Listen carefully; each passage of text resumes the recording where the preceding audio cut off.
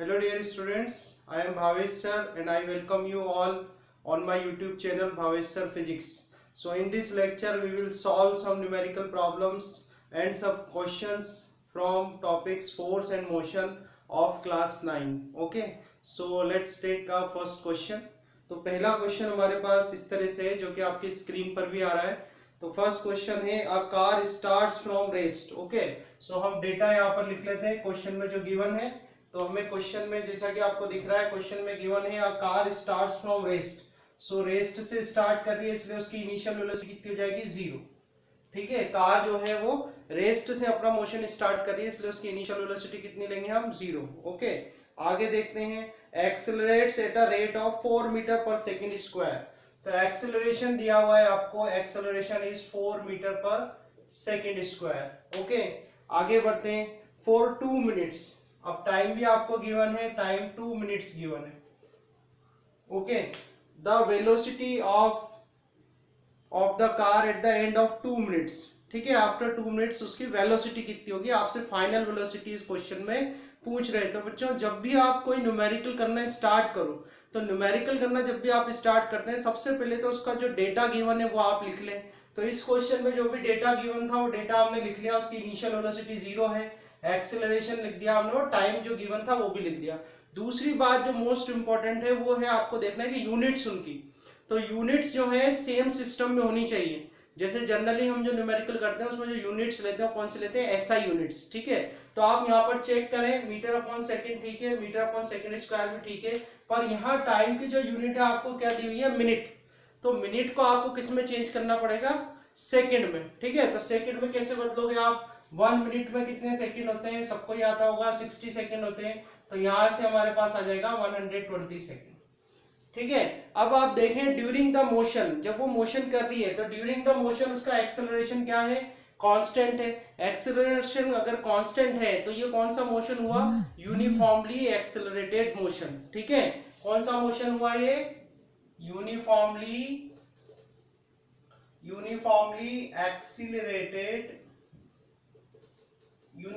Accelerated motion. अब हमने आपको लास्ट लेक्चर में बताया था कि जब भी यूनिफॉर्मली एक्सीलरेटेड मोशन होता है आप इक्वेशन ऑफ मोशंस अप्लाई कर सकते हैं. तो इक्वेशंस ऑफ मोशन आप अप्लाई करेंगे according to the question. Question में क्या डेटा गिवन है और आपसे पूछा क्या है. तो यहाँ पर आपको इनिशियल वेलोसिटी मालूम है 0 है, एक्सेलरेशन है, टाइम है, आपसे फाइनल वेलोसिटी पूछी है. तो हम ये इक्वेशन लगा सकते हैं v is equal to u plus at. तो v is equal to u plus at आप लगाएंगे तो v इसमें हो जाएगा फाइनल वेलोसिटी. फाइनल वेलोसिटी मतलब कि उसका 2 मिनट के बाद जो वेलोसिटी है वो उसकी फाइनल वेलोसिटी है. ठीक है, तो फाइनल वेलोसिटी हमसे पूछा है, u की वैल्यू 0 रख दो, एक्सेलरेशन दिया हुआ है 4 और टाइम है आपके पास 120 सेकेंड. ठीक है, तो 4 2 8, 4 1 4, 480 मीटर अपॉन सेकेंड. तो ये आपका आंसर हो जाएगा 480 metre upon second. Okay okay, so let's see a D part. D part देखें आप, तो डी पार्ट में पूछा हुआ है draw velocity time graph to represent an object travelling with uniform velocity. और सेकंड आपसे करा हुआ है कि an object travelling with uniform acceleration. ठीक है, दो चीजें आपसे इसमें ग्राफ में पूछी है. तो चलो ग्राफ बना लेते हैं, कोई दिक्कत नहीं है. तो पहला पार्ट ये कह रहा है कि ग्राफ आपको बनाना है object travelling with uniform velocity. Uniform velocity, तो भाई यूनिफॉर्म वेलोसिटी का मतलब क्या होता है? यूनिफॉर्म वेलोसिटी का मतलब होता है कि जो वेलोसिटी है आपकी वो कांस्टेंट है. वेलोसिटी जो है वो क्या है? कांस्टेंट है. तो वेलोसिटी अगर कांस्टेंट है और अगर आप ग्राफ प्लॉट करते हैं, सीधी लाइन बनानी पड़ेगी यार, तो कुछ इस तरह से बनाता हूं मैं. यहाँ पर आप ये वेलोसिटी ले लो, यहाँ पर आप टाइम ले लेते हैं, इसको अपन ओरिजिन कर देते हैं ओ. तो वेलोसिटी अगर कांस्टेंट है तो जो भी टाइम इंटरवल है, मान लो इसका टाइम इंटरवल 1 2 3 4 5 6 7, ये टाइम इंटरवल ले लिया अपन ने. ठीक है, यहाँ तो टाइम ले लिया आपने इस एक्सिस पर. चलो फॉर एग्जांपल ये वैल्यू ले लेते हैं 1 2 3 4 5 6 7. ठीक है, तो ये तो हो गया इसका टाइम इंटरवल. तो यहाँ पर हमने ले लेते हैं टाइम और यहाँ ले लेते हैं वेलोसिटी. तो वेलोसिटी 0 1 2 3 4 5 6 और 7. अब वेलोसिटी कांस्टेंट है, मान लो वेलोसिटी है 5 मीटर पर सेकेंड. तो हर एक टाइम इंटरवल में जो आपकी वेलोसिटी होनी है वो कितनी होगी, 5 ही होगी, क्योंकि चेंज नहीं कर सकते ना, यूनिफॉर्म मोशन कह रहे हो आप। तो यूनिफॉर्म मोशन अगर ये है तो for uniform motion for every time interval the you can see the velocity is constant. Velocity क्या है, कांस्टेंट है। हर एक जगह देखो, 0 पर भी 5 है, 1 पर भी 5, 2 पर 5, 3 पे 5, 4 पे 5 पे, 6 सेकंड पे, 7 सेकंड पे, सो इट इज कांस्टेंट। तो आप मान लो ये 1 हो गया, 2 हो गया, 3 4 5, ये हो गई आपकी 5 वैल्यू, 1 2 3 4 और ये 5। ठीक है, तो अगर आप इस ग्राफ को प्लॉट करते हो तो ग्राफ को अगर प्लॉट करेंगे तो 0 पर भी 5 है, 1 पर भी 5 हो जाएगा, 2 पर 5 हो जाएगा, 3 पे 5 हो जाएगा, 4 पे भी 5 है, 5 5 5, और सबको आप कनेक्ट कर दो। तो आप कनेक्ट करोगे तो इस तरह से आपको इसका ग्राफ मिल जाएगा यूनिफॉर्म वेलोसिटी का। दोबारा बता देता हूँ, यूनिफॉर्म वेलोसिटी का मतलब होता है कि वेलोसिटी कांस्टेंट हो। तो वेलोसिटी कांस्टेंट हो तो हमने कुछ टाइम ले लिया, 0 1 2 3 4 5 6 7, ये टाइम ले लिया हमने सेकंड में, ठीक है, और मीटर पर सेकंड में वेलोसिटी कांस्टेंट रहनी चाहिए, तो 5 5 5 अपन ने वेलोसिटी ले ली। ठीक है, जब आप ग्राफ प्लॉट करके आप खुद ही देख लो ग्राफ कैसा बन रहा है। This is a graph for the uniform velocity. Second graph इन्होंने पूछा है, सेकंड ग्राफ जो पूछा हुआ है आपसे इसी क्वेश्चन में, सेकंड ग्राफ पूछा हुआ है यूनिफॉर्म एक्सेलरेशन। और यूनिफॉर्म एक्सेलरेशन के लिए इन्होंने पूछा आपसे कि वेलोसिटी टाइम का ग्राफ बना के बताओ। तो भाई पहले तो पता होना चाहिए एक्सेलरेशन होता क्या है, और उसके बाद कि यूनिफॉर्म एक्सेलरेशन क्या होता है। तो मैं आपको बताता हूँ यूनिफॉर्म एक्सेलरेशन मतलब क्या होता है। यूनिफॉर्म एक्सेलरेशन मतलब होता है कि in equal time interval, in equal time interval change in velocity is equal। ध्यान देना बात पे, ठीक है, यहां पर क्या बात हो रही है कि in equal time interval change in velocity is equal. तो उस केस में जो मोशन हो रहा है बॉडी का वो मोशन कहलाएगा यूनिफॉर्मली एक्सेलरेटेड मोशन। ठीक है, चलो देखते हैं, कुछ वैल्यूज लिख के देखते हैं। तो टाइम ले लेते हैं पहले तो, और इधर ले लेते हैं वेलोसिटी, ठीक है, और टाइम इंटरवल ले लेते हैं इसके लिए, फिर ग्राफ प्लॉट करेंगे। आप देख लेना, इसमें रटने की कोई जरूरत नहीं है, ठीक है, रटने की कोई जरूरत नहीं है कहीं से कहीं तक भी। आपको ये डेफिनेशंस पता होनी चाहिए, बस यही कॉन्सेप्चुअल है। रटोगे तो फिर गलती कर दोगे, जब थोड़े अच्छे क्वेश्चन आएंगे तो वहां आपसे मिस्टेक हो जाएगी। ठीक है, तो कॉन्सेप्ट को सीखो आप। जैसे टाइम ले लेते हैं 0 2 या 0, ये लेते हैं 1, ये लेते हैं 2, ये लेते हैं 3, और दिस इज 4। तो 0 1 2 3 4 हो गया। तो इक्वल टाइम इंटरवल है, देख लो, 0 1 माइनस 0 1 सेकंड का है, 3 माइनस 2 1 सेकंड, 4 माइनस 3 1 सेकंड। तो टाइम इंटरवल तो 1 1 सेकंड का हो गया। ठीक है, अब बात रही किसकी, चेंज इन वेलोसिटी। तो देखो, मान लो यहाँ पर वेलोसिटी 0 थी, यहाँ पर 2 हो गई, तो इनके बीच में जो चेंज हो रहा है वेलोसिटी का कितने का हो रहा है, 2 का।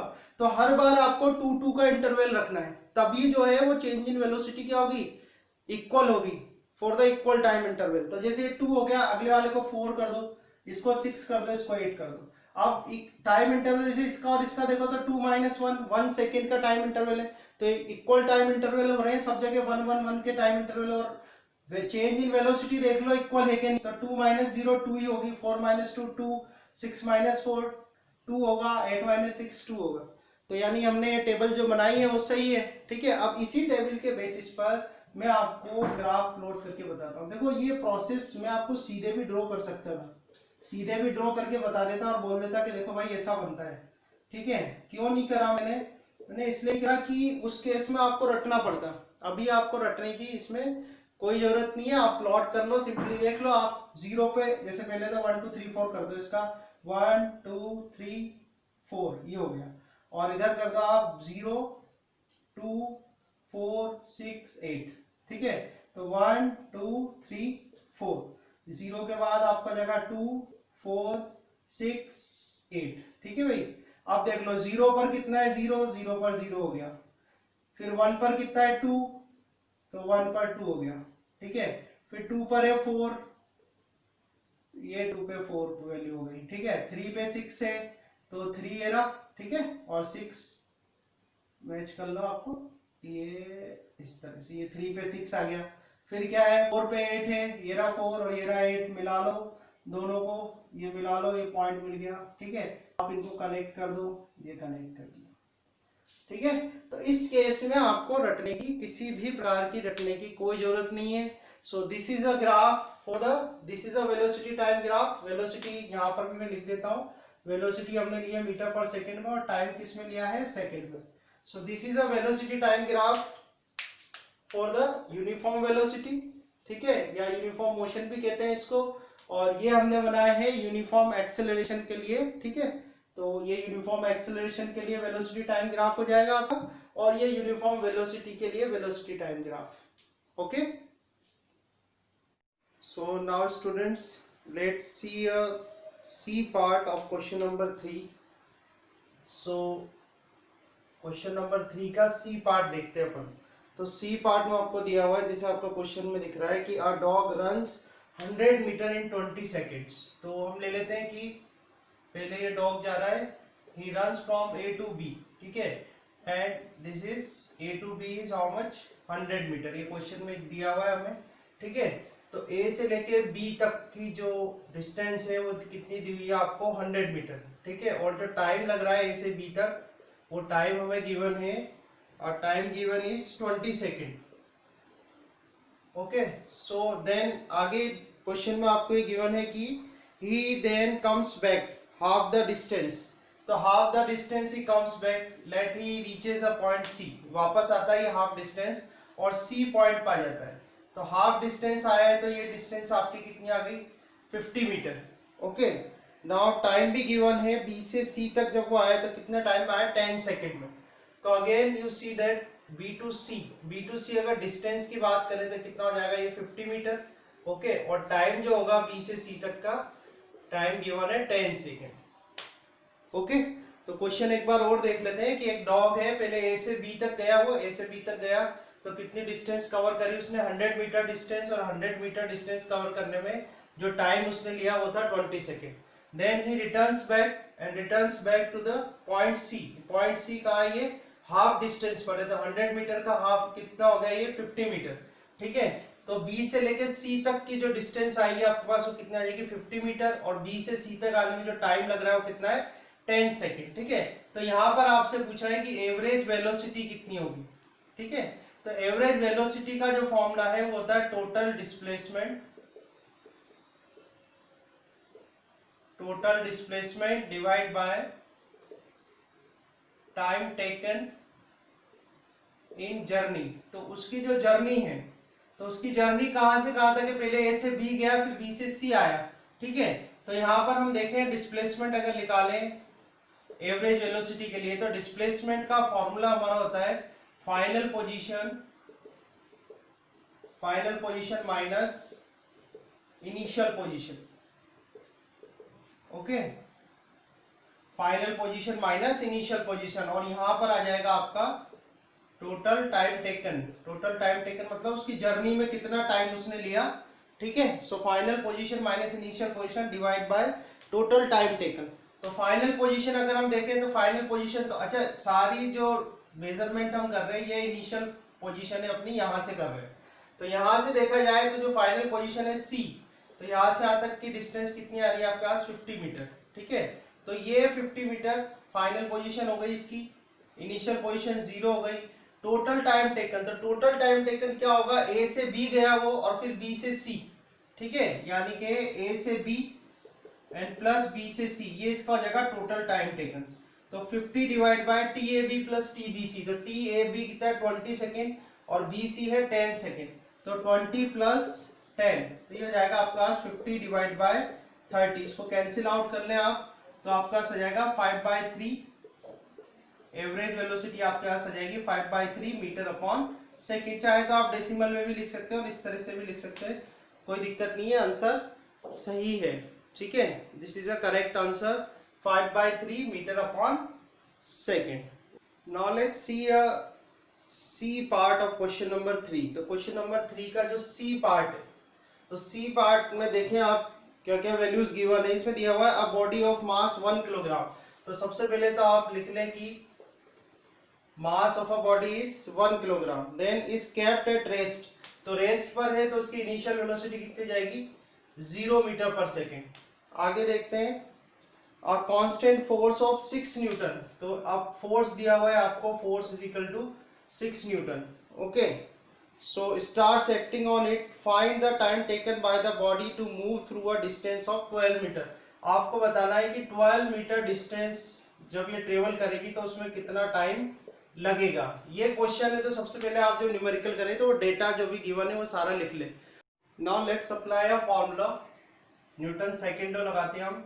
न्यूटन सेकंड लॉ से क्या हो जाएगा, force is equal to mass into acceleration. Okay, तो यहाँ से एक्सेलरेशन निकालते हैं, acceleration is equal to force upon mass. Force आपको गिवन है 6 न्यूटन, मास गिवन है 1 किलोग्राम, तो आपके पास एक्सेलरेशन आ जाएगा 6 मीटर अपॉन सेकेंड स्क्वायर। ठीक है, अब आपको कैलकुलेट क्या करना है, टाइम। ठीक है, तो अब यहाँ पर हम लगाते हैं इक्वेशंस ऑफ मोशन। तो इक्वेशंस ऑफ मोशन में से ये फॉर्मूला हम अप्लाई करते हैं, s is equal to U T plus half A T square. तो s is equal to U T plus half A T square apply करते हैं, तो s हमको दिया हुआ है 12 मीटर। ठीक है, इनिशियल वेलोसिटी कितनी है 0, तो ये 0 हो जाएगा, प्लस हाफ एक्सेलरेशन कितना गिवन है 6, तो ये 6 कर देते हैं, एंड टी स्क्वायर, तो 2 3 जा 6 से कैंसिल हो जाएगा, तो आपके पास आएगा 12/3 is equal to T square. अब 4 टाइम्स से कैंसिल हो जाएगा, so t is equal to आएगा अंडर रूट ऑफ 4। तो टाइम आपके पास इधर से आ जाएगा +-2। अब +-2 आ रहे हैं तो नेगेटिव तो हम लेंगे नहीं, क्योंकि टाइम जो है वो नेगेटिव में नहीं होता। आप कौन सा साइन लोगे, पॉजिटिव साइन, तो यहां से आपके पास टाइम कितना आ जाएगा 2 second. Okay, so this is your answer. Now students, let's take a second question. Second question आपकी स्क्रीन पर है। सेकंड क्वेश्चन में आपसे पूछा गया है, पहला पार्ट जो आपसे पूछा वो कहा है कि डिफाइन इनर्शिया, डिफाइन इनर्शिया। ठीक है, तो हम यहाँ पर पहले आपको बताते हैं कि इनर्शिया होता क्या है। इनर्शिया को अगर आप सिंपल किसी को बताना चाहें, समझाना चाहें, तो इनर्शिया मतलब होता है रेजिस्टेंस, रेजिस्टेंस टू चेंज। ठीक है, इनर्शिया का मतलब होता है रेजिस्टेंस टू चेंज। जैसे हम मैकेनिक्स में अगर बात करें तो मैकेनिक्स में आ जाती है स्टेट। तो कोई भी जो बॉडी होती है मैकेनिक्स में, उसकी दो स्टेट होती है। दो कौन कौन सी स्टेट होती है, एक तो होती है रेस्ट और दूसरी स्टेट होती है उसकी मोशन। ठीक है, तो इनर्शिया का क्या मतलब होता है, इनर्शिया का मतलब होता है कि कोई भी बॉडी जिस स्टेट में है वो उसी स्टेट में रहना चाहती है। ठीक है, ठीक है, समझ में आई आपको बात। जैसे कि कोई बॉडी रेस्ट में, तो बॉडी रेस्ट में ही रहना चाहिए ऑटोमेटिकली, ऐसा नहीं हो सकता कि वो रेस्ट से किस में आ जाए, मोशन में आ जाए। ठीक है, so if a body is in a rest then it remains in a rest, and if a body is in a uniform motion then it remains in a uniform motion. ठीक है, अगर आप उसकी state को change करना चाहते हैं, तो अगर आपको स्टेट चेंज करनी है किसी भी बॉडी की, तो स्टेट चेंज करने के लिए आपको कुछ एक्सटर्नल एजेंट यूज करना पड़ेगा। वो जो एक्सटर्नल एजेंट होता है उसको कहते हैं फोर्स। जैसे मान लो कोई बॉडी मोशन कर रही है, अब उस बॉडी को आपको रोकना है, तो रोकने के लिए आपको फोर्स लगाना पड़ेगा। फोर्स हम कब लगाते हैं, जब हमारा कोई रजिस्ट करता है हमको, तभी तो आप फोर्स लगाते हैं ना। ठीक है, तो इसी तरह से अगर कोई बॉडी यूनिफॉर्म मोशन में है, तो यूनिफॉर्म मोशन में है तो उसके अंदर जो इनर्शिया होगा वो कौन सा होगा, inertia of motion. Inertia of motion क्यों बोला, क्योंकि उस बॉडी की जो वो स्टेट है यूनिफॉर्म मोशन वाली, वो उसी में ही रहना चाहती है। ठीक है, उसके चेंज में वो रजिस्ट कर रही है, तो इसलिए उसको बोलेंगे इनर्शिया ऑफ मोशन। इसी तरह से if a body is in a rest, मान लो कोई बॉडी है वो किस में है, रेस्ट में है, तो रेस्ट में है तो it remains in a rest until and unless any external force is applied on it, जब तक कि आप कोई बाहरी फोर्स उस पर नहीं लगाते हैं। तो उस केस में जो बॉडी का इनर्शिया होगा वो इनर्शिया कहलाएगा इनर्शिया ऑफ रेस्ट। ठीक है, तो इस तरह से हम इनर्शिया को डिफाइन कर सकते हैं कि what is inertia, inertia is a resistance to change. ठीक है, कोई भी बॉडी उसकी जो स्टेट है उसमें चेंज का विरोध करती है, रजिस्ट करती है, यही उसका इनर्शिया कहलाता है। अगर बॉडी रेस्ट में है तो वो रेस्ट से अपनी स्टेट चेंज होने का विरोध करेगी, रजिस्ट करेगी उसको, तो उसको बोलते हैं इनर्शिया ऑफ रेस्ट। अगर कोई बॉडी यूनिफॉर्म मोशन में है तो वो यूनिफॉर्म मोशन में ही रहना चाहेगी, वो अपनी जो यूनिफॉर्म मोशन की उसकी स्टेट है उसको चेंज करने का क्या करेगी, अपोज करेगी। ठीक है, तो उस केस में जो इनर्शिया होगा उसको बोलेंगे इनर्शिया ऑफ मोशन। ओके, इसी से रिलेटेड आपको इसका सेकंड पार्ट देखें, इसमें पूछा हुआ है कि why are athlete during high jump events made to fall either on a cushion bed और ऑन अ सैंड बेड। ठीक है, ये इसका सेकंड पार्ट है। सेकंड पार्ट भी आपको दिया होगा, सेकंड पार्ट आपको दिख रहा है वहां पर स्क्रीन पर, सेकंड पार्ट जो आपसे पूछा है। तो सेकंड पार्ट का हम आंसर कर सकते हैं इंपल्स से। इंपल्स क्या होता है? when a large amount of force is applied for a small time interval के लिए लार्ज फोर्स अगर अप्लाई होता है, ठीक है, large force is applied for the small time interval, then it is called impulse. उसको क्या बोला जाता है? इंपल्स। ठीक है, तो यहां पर अगर हम आई को कांस्टेंट कर दें, यानी आई जो है अगर वो कांस्टेंट हो जाए, तो आप देखें कि F is inversely proportional to time. F क्या हो जाएगा? Inversely proportional to time. ठीक है, तो अब क्या होगा? अगर टाइम इंक्रीज होता है, अगर टाइम इंक्रीज होता है तो ये जो फोर्स है ये क्या हो जाएगा? रिड्यूस हो जाएगा। फोर्स क्या हो जाएगा? कम हो जाएगा, रिड्यूस हो जाएगा। ठीक है, तो ये आप समझ सकते हैं जैसे कोई कुशन बेड है, ये कुशन बेड है और ये हमारा हो गया हार्ड फ्लोर। ये तो कुशन बेड हो गया और ये क्या होगा? हार्ड फ्लोर हो गया। अब मान लो एथलीट आता है और एथलीट इसके ऊपर गिरता है यहाँ पर, तो एथलीट जब इस पे गिरेगा तो ये चीज जो है वो डिफॉर्म हो जाएगी। क्या हो जाएगी? डिफॉर्म हो जाएगी। डिफॉर्म होने की वजह से यहाँ पर जो टाइम इंटरवल है वो क्या होगा? ज्यादा हो जाएगा। और टाइम इंटरवल ज्यादा होने की वजह से जो इम्पैक्ट पड़ेगा उस एथलीट पे, जो फोर्स लगेगा, ठीक है, वो क्या हो जाएगा? वो फोर्स जो है आपका रिड्यूस हो जाएगा इस फॉर्मूले से। देखें आप, अगर टाइम इंटरवल इंक्रीज होता है तो फोर्स क्या हो जाएगा? रिड्यूस हो जाएगा। तो इस तरीके से क्या होगा? जो एथलीट है, जो एथलीट गिर रहा है यहाँ पर आके जंप करने के बाद, उसको चोट कम लगेगी। अगर यहीं पर ये हार्ड फ्लोर होता, मान लो ये हार्ड फ्लोर होता है यहाँ पर, तो हार्ड फ्लोर के केस में क्या होता है? हार्ड फ्लोर के केस में ये होता है कि ये चीज डिफॉर्म तो होती ही नहीं, और डिफॉर्म नहीं होती तो टाइम इंटरवल है वो क्या हो जाएगा? कम हो जाएगा। और टाइम इंटरवल कम होगा, जो इम्पैक्ट है, जो फोर्स लगेगा उस एथलीट पर, वो क्या हो जाएगा? बहुत ज्यादा हाई हो जाएगा। ठीक है, तो ये कारण है कि जब भी एथलीट जंप करता है तो जंप करने के बाद या तो सैंड होती है वहां पर, ठीक है, सैंड होती है या बजरी होती है, रेत होती है, वहां पर आके वो गिरता है, तो उसके इसलिए वहां पर आके वो गिरता है और उस पर जो इम्पैक्ट होता है वो क्या होता है?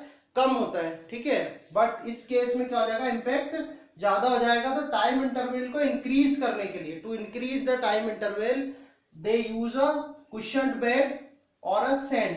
ठीक है, तो इसका आप इस तरह से आंसर कर सकते हैं इसके बी पार्ट का। और आगे देखते हैं इसी सेकेंड क्वेश्चन में आपसे सी पार्ट इसका पूछा हुआ है, state the law of conservation of momentum. Conservation of momentum क्या होता है? ठीक है, तो कंजर्वेशन ऑफ मोमेंटम देखते हैं अपन, इसका सी पार्ट है कंजर्वेशन ऑफ मोमेंटम। ठीक है, अब कंजर्वेशन ऑफ मोमेंटम पढ़ने से पहले आपको दो चीजें आनी चाहिए। पहली तो मोमेंटम पता होना चाहिए, मोमेंटम क्या होता है, और सेकंड पता होना चाहिए आइसोलेटेड बॉडी या आइसोलेटेड सिस्टम। ठीक है, तो सबसे पहले तो मोमेंटम क्या होता है? मोमेंटम प्रोडक्ट होता है मास इनटू वेलोसिटी का।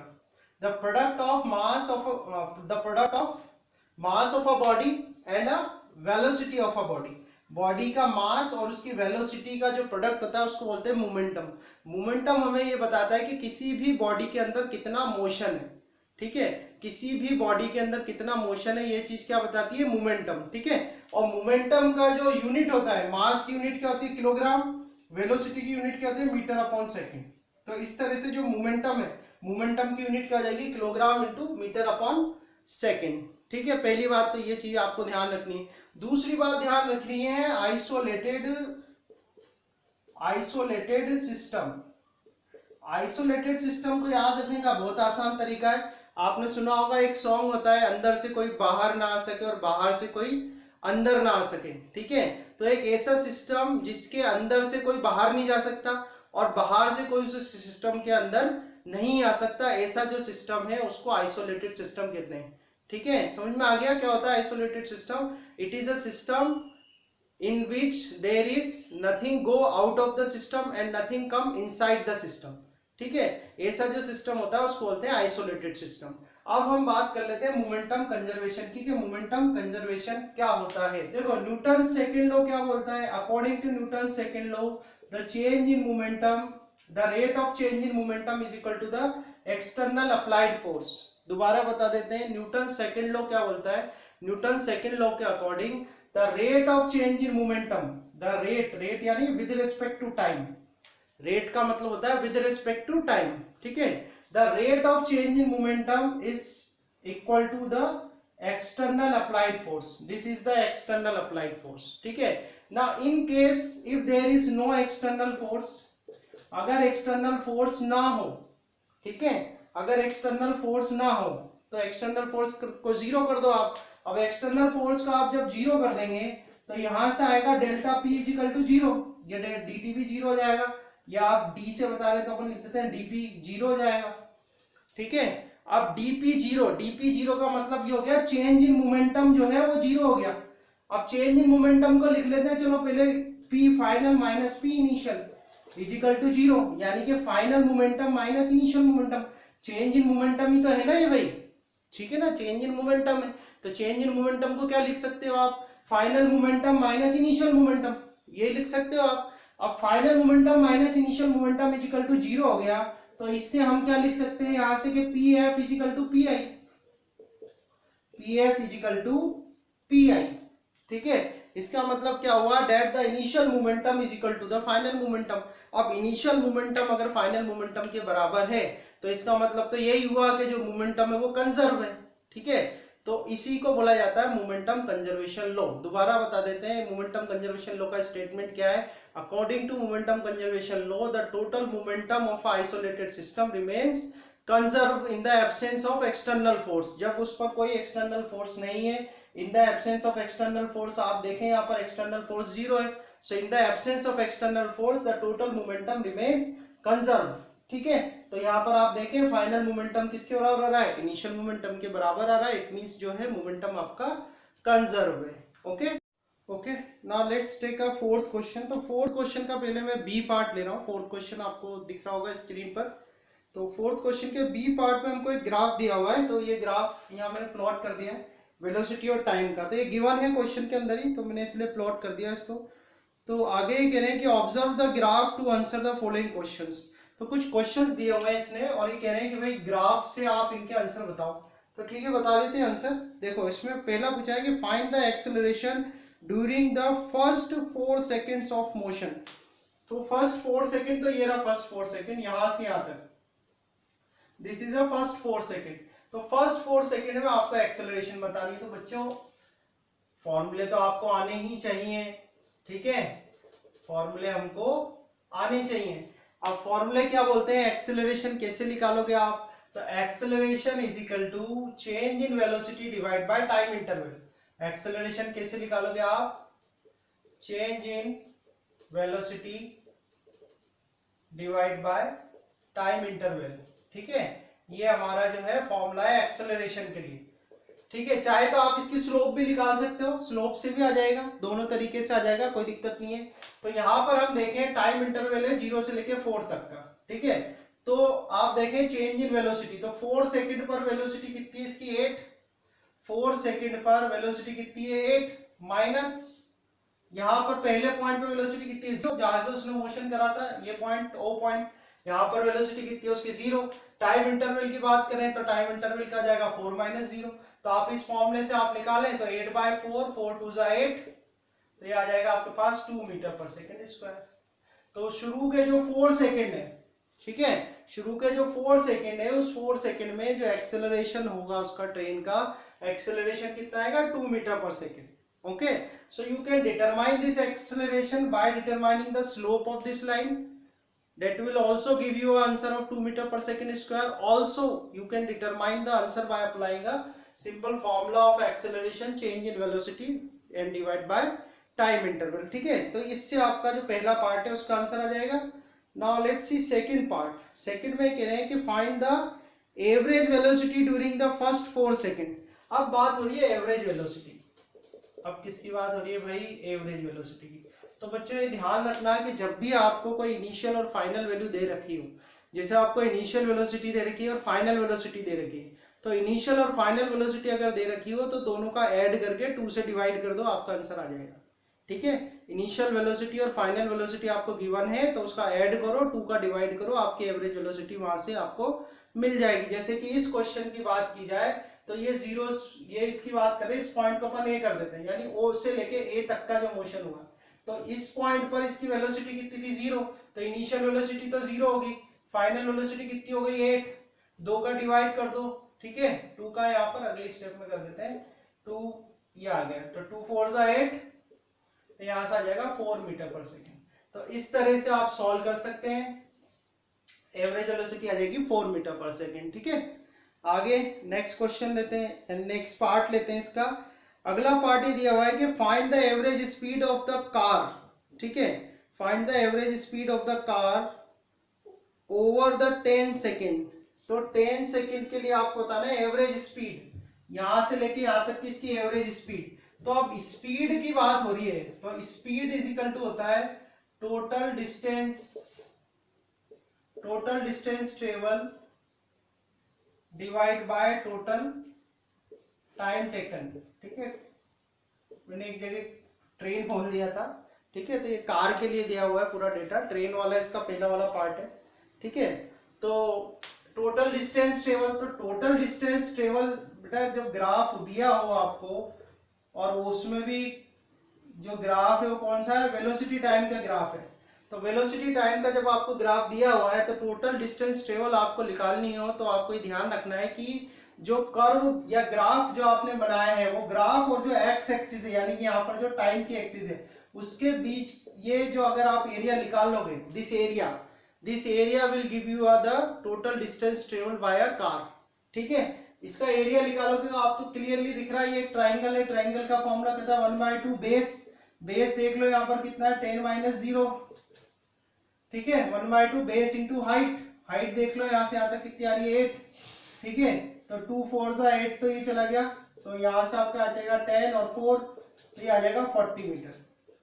दोबारा बता देता हूँ, जब भी आपको वेलोसिटी टाइम ग्राफ दिया हो, तो वेलोसिटी टाइम ग्राफ जो आपको दिया हुआ है उसका आप एरिया अगर निकाल लो, area between the curve and the time axis, area between the curve and the time axis, वो आपको क्या दे देगा, टोटल डिस्टेंस ट्रेवल।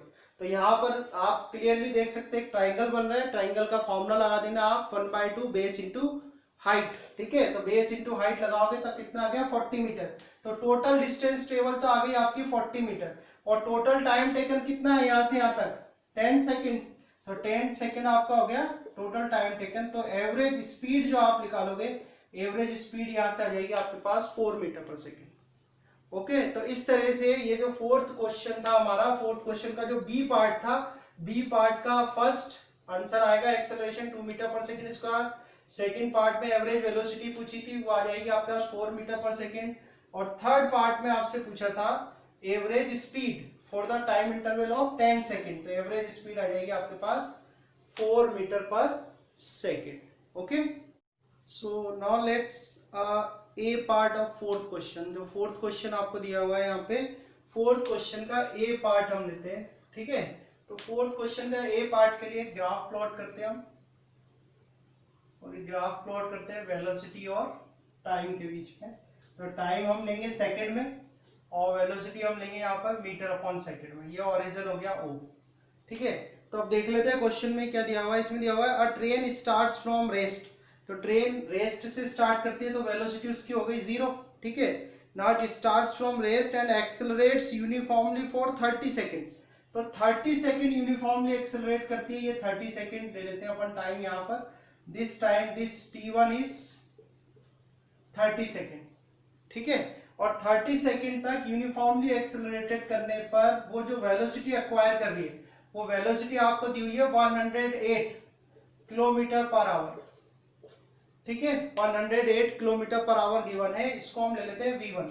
तो v1 जो आपको गिवन है, v1 is 108 kilometre per hour. इसको आप चेंज कर लें मीटर पर सेकेंड में, कैसे करेंगे, 5/18 से हम मल्टीप्लाई कर देंगे। ठीक है, तो 5/18 से जब आप मल्टीप्लाई करोगे तो 6 टाइम ये कैंसिल आउट हो जाएगा, तो 5 6 जा 30, तो 30 metre per second. Okay, so this v1 is 30 metre per second, t1 is 30 second. तो पहले तो हम यहाँ तक आ जाएंगे, यूनिफॉर्मली एक्सेलरेशन करा इसने, और कितनी वेलोसिटी जो है एक्वायर कर ली 30 मीटर पर सेकेंड। ये आ गया आपका 30 मीटर पर सेकेंड। आगे जाते हैं, आगे बढ़ते हैं क्वेश्चन में। तो आगे आप देखें, आगे इसने दिया हुआ है कि it travels with this velocity for 20 minutes. इसके बाद 20 मिनट्स तक इसी वेलोसिटी से चली। मान लो यहाँ पर हम ले लेते हैं, ये टाइम दिया अपन ने t2 कितना है आपका, अच्छा 20 मिनट्स इसके बाद चली है वो। ठीक है, तो T2 कितना आ जाएगा, तो T2 हम यहाँ पर निकालें तो 30 तो ये आ जाएगा, प्लस 20 मिनट्स, तो मिनट को आप सेकंड में चेंज कर लो तो ये आ जाएगा 30 प्लस 6 टू 12, 1200, ठीक है। तो ये आ जाएगा 1230 सेकेंड, तो ये आ जाएगा 1230 सेकेंड, ठीक है। तो यहां तक इस गैप में, ये जो 20 मिनट का गैप है, 20 मिनट के गैप में इसी स्पीड से 30 मीटर पर सेकेंड से चलिए ए से बी तक आ गए, ठीक है। अब आगे देखते हैं, the driver now applies brakes and the train slows down uniformly to stop after 20 second. तो इसके 20 सेकेंड के बाद, इसके 20 सेकेंड के बाद मान लो ये T3 है, तो T3 कितना हो जाएगा आपका इसके 20 सेकेंड के बाद, तो 1230 तो आ गया, ठीक है। और प्लस कितना टाइम दिया इसने 20 सेकेंड, तो 20 यहाँ पर और कर देते हैं अपन, तो ये हो जाएगा 1250 सेकेंड। तो T3 आपके पास आ जाएगा 1250 सेकेंड, ठीक है।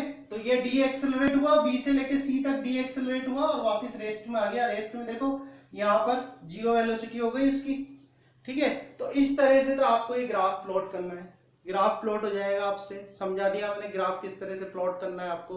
अब ग्राफ प्लॉट करने के बाद जो लास्ट लाइन है इसने लिखा है find the total distance covered by the train. तो फाइंड द टोटल डिस्टेंस ये तो आपको मालूम ही है, ठीक है। क्या होता है टोटल डिस्टेंस ट्रेवल, अगर मैं निकालूं इस ग्राफ से कि भाई total distance travel by train, so total distance travel by train in its entire motion, जो उसका पूरा मोशन है, पूरे मोशन में उसने कितनी डिस्टेंस कवर करी है। तो ग्राफ आपके पास है वेलोसिटी टाइम का ग्राफ, तो वेलोसिटी टाइम का जो ग्राफ होता है, so that graph and the time axis, उसके बीच का अगर आप एरिया निकाल लें, this graph and this time axis, इसके बीच का अगर आप एरिया निकाल लो, so that area will give you the total distance travel in that time interval, ठीक है। तो आप ध्यान से देखिए, आप कई तरीके हैं एरिया निकालने के, जैसे बहुत सिंपल तरीका मैं बता रहा हूँ कि 1, 2 और 3, ज्यादा फॉर्मूले आपको कुछ ध्यान नहीं रखने। तो ये एक ट्राइंगल है, ये एक ट्राइंगल है और एक ही रेक्टेंगल है, ठीक है। तो ट्राइंगल जैसे हम बात करें, जैसे आपने ओ ए बी और इसको मैं कर देता हूँ सी, इसको कर देता हूँ डी और इसको कर देता हूँ ई, थोड़ी आसानी रहेगी लिखने में। तो हम लिखते हैं कि एरिया ऑफ ट्राइंगल, कौन सा ट्राइंगल है ओ ए डी, तो area of triangle O A D plus area of triangle, ये वाला ट्राइंगल ले लो आपका BCE, then plus area of rectangle, rectangle देख लो ABED, ये आपका रेक्टेंगल हो गया। तो इसके लिए लगा दो 1/2, बेस देख लो इसका, बेस कितने का है 30 का, हाइट कितनी है इसकी यहाँ से यहाँ तक, यहाँ देखो 30 आएगी, ठीक है, प्लस 1/2। इस वाले ट्राइंगल को देखो तो इसका बेस देख लो आप, इसका बेस कितना है, सो 1250 माइनस 1230, तो ये तो टाइम इंटरवल हो गया। हाइट कितनी है इसकी, इसकी भी हाइट 30 है, ठीक है, प्लस रेक्टेंगल देख लो, रेक्टेंगल का फॉर्मूला लगा दो, ठीक है। सो यहाँ से आता है टाइम इंटरवल देख लो कितना है, तो इसका 12 आ रहा है 1230 माइनस 30, ये तो इसका टाइम इंटरवल आ गया यहाँ तक का। हाइट देख लें इसकी तो कितनी है 30, ठीक है। इसको सॉल्व करते हैं, 15 टाइम्स तो ये कैंसिल हो गया और इसको मल्टीप्लाई कर लो तो 450, तो यहाँ से आ जाएगा आपके पास, ठीक है। ऐसे ही 2 से 15 टाइम इसको कैंसिल करो तो 15 तो ये आ गया आपके पास, और यहाँ से आ जाएगा 20, ठीक है, प्लस यहाँ से आ जाएगा 1200 इंटू 30, और आगे जाते हैं तो 450 आ गया, प्लस 300 यहाँ से आ जाएगा, प्लस 36 1 2 3, ठीक है। तो इनका सम कर लो आप, तो सम करो 36 this value, then this 300, then this 450, तो सम कर लो 0 5 7 6 3, तो 3 6 7 5 0 मीटर। सो ठीक है, सो this is answer, this is your answer, this is the total distance travel by train in this given time interval. ये जो टाइम इंटरवल आपको दिया हुआ है, इस टाइम इंटरवल में जो डिस्टेंस ट्रेवल करेगी ट्रेन वो कितनी हो जाएगी 36,750 मीटर। ओके, सो इस तरीके के जब आपको क्वेश्चन मिले तो इन क्वेश्चंस में आपको ग्राफ प्लॉट करना है। ग्राफ प्लॉट आपको मैंने सिखा ही दिया कि भाई वेलोसिटी और टाइम का जब आप ग्राफ बना रहे हैं तो यूनिफॉर्म एक्सेलरेशन में सो दिस लाइन बनेगी with slope, line with slope and uniform velocity है तो this horizontal line, then decelerate हो जाएगा इस तरीके से, ठीक है। तो अभी जैसे ही आपका वेलोसिटी टाइम ग्राफ बनता है तो वेलोसिटी टाइम ग्राफ का ग्राफ और जो टाइम एक्सिस है उसके बीच का आपको एरिया निकालना है। वो जो एरिया आप निकालोगे, that area will give you the total distance travelled by a train और any object in a given time interval. Okay, thank you.